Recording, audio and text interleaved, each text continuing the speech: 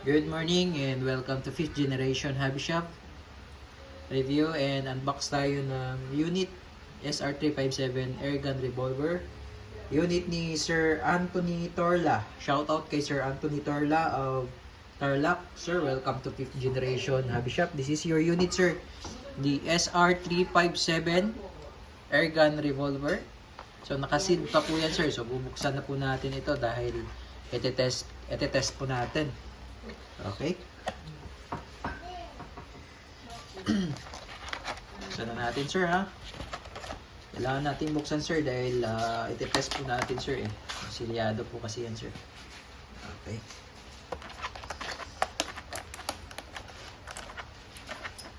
So this is again, this is SR357 revolver. 6 inches barrel po ito. Kaya medyo mahaba po itong revolver na ito. Ayan. Tingnan lang natin dito. If kaya. Ayan.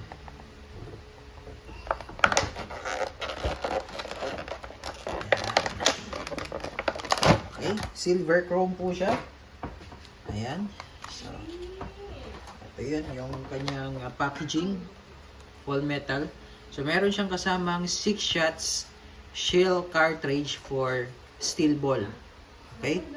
So, itong revolver na ito ay pwede rin siyang maging dual ammo. Ibig sabihin, out of the box, mayroon siyang kasamang shell cartridge na pang steel ball. So, out of the box. So, may kasama siyang 6. So, ito po yung pang steel ball. 6. Okay, so ito yung steel ball. Copper coated. This is 4.5 mm in diameter. And then, nag-purchase si sir ng extra shell cartridge. Ito naman po yung shell cartridge para sa pellets. So, ibig sabihin, pwede siya maging dual ammo. So, ito naman yung ating pellets. Yan. Caliber 177. Airgun pellets. So, this is pointed. Ayan, o. Ayan. So, ito yung gagamitin nating shell para sa pellets. At ito naman yung gagamitin nating shell para sa steel ball.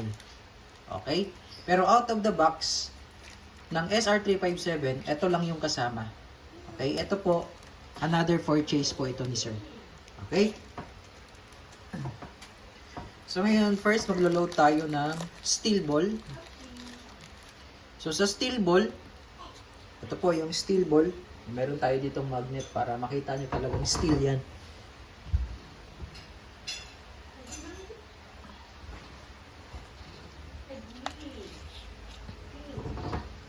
So, ito yung steel ball. Ayan. Dumidikit siya sa magnet. 4.5 mm yan. Sa steel ball, dito po nilalagay sa bungad. Yan. Diyan po yung sa steel ball. Yan may rubber. So, hindi naman kayo malilito dahil magkaiba rin po ang kulay ng shell. Ayan, steel ball. Ayan. 6 shots po yan. Yan. Okay? And then, ito naman po yung shell para sa pellets. Okay? So, ginagamit din siya sa Airgun S25, S40, tsaka sa S60 na Legends. Yung ating Legends S25. So, ito yung shell niya. Parehas lang naman sila ng, ng cylinder eh. Yan. Okay, 177 din siya. So, ito, bubuksan na natin, sir. Para malagyan na po natin ng bala.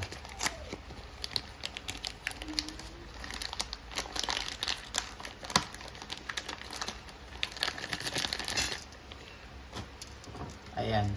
So, para siyang plus P, no? Yung shell niya. Kung familiar kayo sa plus P na bala. Ayan. Ito yung karaniwan. So, ito yung pang steel ball. Ito naman yung pang pellets. Ayan. Magkaiba sila, di ba?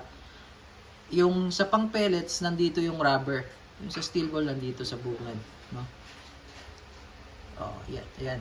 So, ito, yung sa pellets naman, dito natin ilalagay. Ayan, yung pellets, 177, dito yan ilalagay.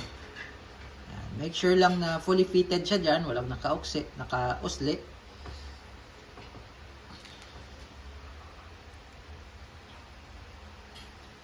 Yan. Kasi pag may naka-usli, pwede siyang humarang dito sa cylinder. Sa cartridge, sa bola. Ayan. Ayan. Okay, 6 shots din yan. So, maganda siya dahil long, accurate, means accurate, at yung flight ng bala diretso. Kasi long barrel yan Itong ating revolver ay smooth bore barrel po yan. Naka-smooth bore barrel yan. Ayan. Okay, so 6.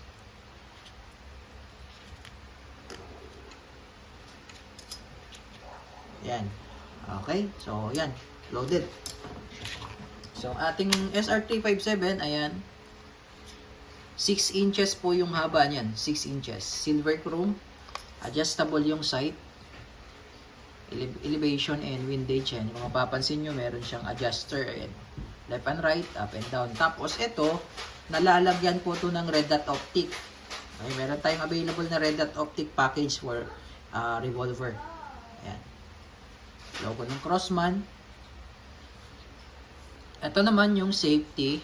Ayan. Safe yan. Ayan. S stands for safety. Ayan. Tapos pag i-open mo naman, push mo lang. Tapos tulak. Ayan. Okay. So sa safe, hindi siya makakalabit. Okay. So this is single and double action. So single action, single and double action. Okay. Ayan. Single action. Tapos pag double action naman, trigger lang.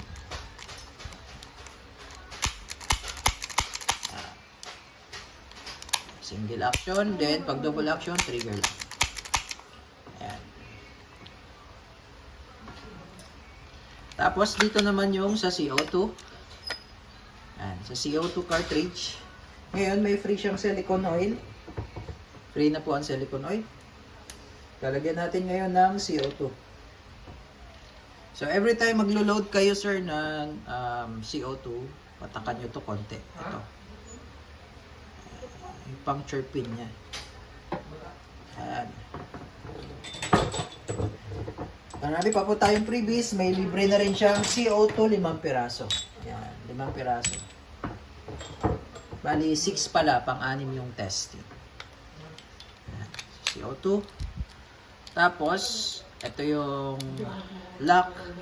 Kailangan mabilis pong ipihit to, sir. Ikutin nyo siya, mabilis dapat.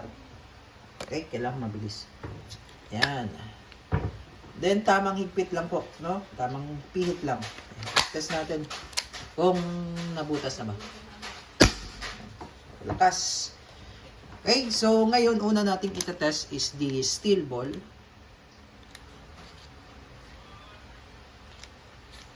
Then next to it is the pellets.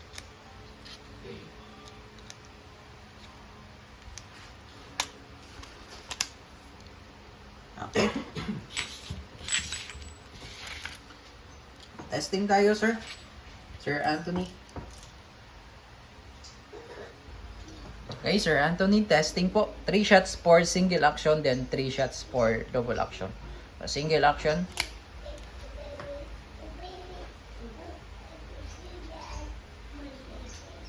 Firing. Yan, ang ganda ng sight niya, meron siyang red dot. Okay, so single action po yun, sir.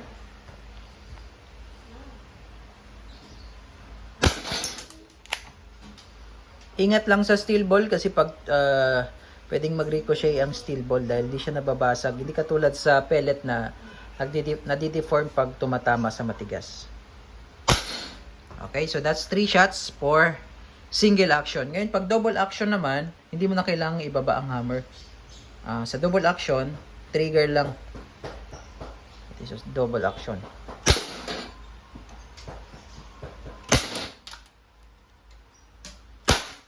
So yung last na, di ko tinamaan. So, that's 6 shots. Okay, so ngayon, load natin yung pellets naman. Pellets.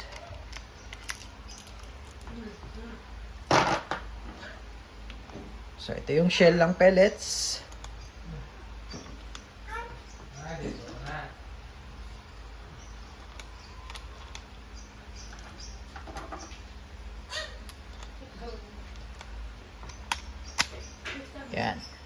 Okay, ayusin ko lang yung plate, sir. Okay, yung pellets naman po tayo. Ayan, pellets. Nakasalpak. Okay, 3 shots for single action, then 3 shots for double action. Okay?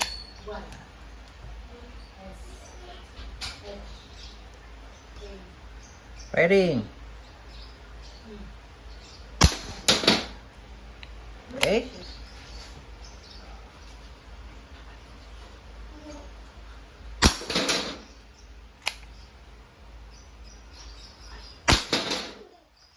Okay, that's 3 shots and then double action naman tayo.